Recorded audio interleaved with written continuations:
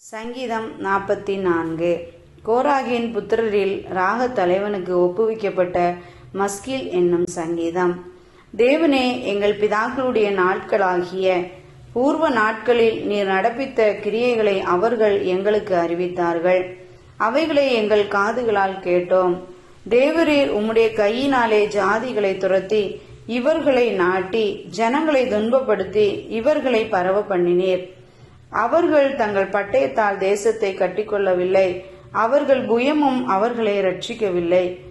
நீர் அவர்கள் மேல் பிரியமாயிருந்தபடியால் உம்முடைய வலது கரமும் உம்முடைய புயமும் உம்முடைய முகத்தின் பிரகாசமும் அவர்களை ரட்சித்தது.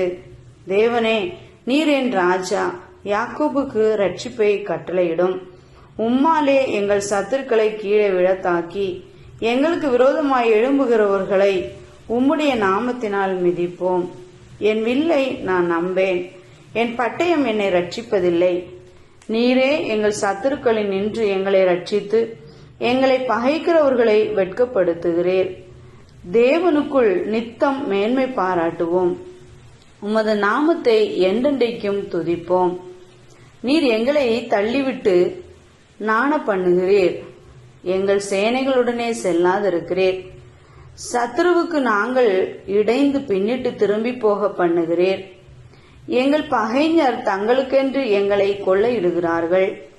நீர் எங்களை ஆடுகளைப் போல இரையாக ஒப்பு கொடுத்து ஜாதிகளுக்குள்ளே எங்களை சிதறடிக்கிறீர்.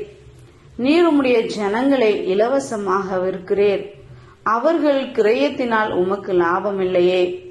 எங்கள் அயலாருக்கு எங்களை நிந்தையாகவும் எங்கள் சுற்றுப்புறத்தாருக்கு பரியாசமும் சக்கந்தமுமாக வைக்கிறேன். நாங்கள் ஜாதிகளுக்குள்ளே பழமொழியாயிருக்கவும் ஜனங்கள் எங்களை குறித்து தலை துளுக்கவும் செய்கிறேன். நிந்தித்து தூஷிக்கிறவனுடைய சத்தத்தின் நிமித்தமும் சத்துருவின் நிமித்தமும் பழி வாங்குகிறவன் நிமித்தமும் என் லட்சை நித்தம் எனக்கு முன்பாக இருக்கிறது. என் முகத்தின் வெட்கம் என்னை மூடுகிறது. இவை எல்லாம் எங்கள் மேல் வந்திருந்தும் உம்மை நாங்கள் மறக்கவும் இல்லை, உம்முடைய உடன்படிக்கைக்கு துரோகம் பண்ணவும் இல்லை. நீர் எங்களை வலு சர்ப்பங்களுக்குள்ள இடத்திலே நொறுக்கி மரண இருளினாலே எங்களை மூடியிருந்தும் எங்கள் இருதயம் பின்வாங்கவும் இல்லை. எங்கள் காலடி உம்முடைய பாதையை விட்டு விலகவும் இல்லை. நாங்கள் எங்கள் தேவனுடைய நாமத்தை மறந்து அந்நிய தேவனை நோக்கி கையெடுத்திருந்தோமே. ஆனால் தேவன் அதை ஆராய்ந்து விசாரியாதிருப்பாரோ?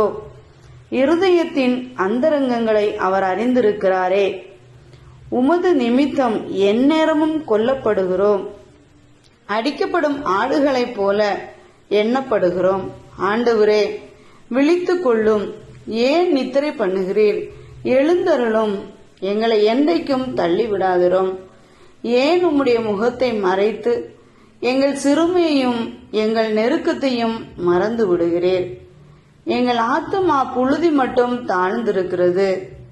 எங்கள் வயிறு தரையோடு ஒட்டி இருக்கிறது.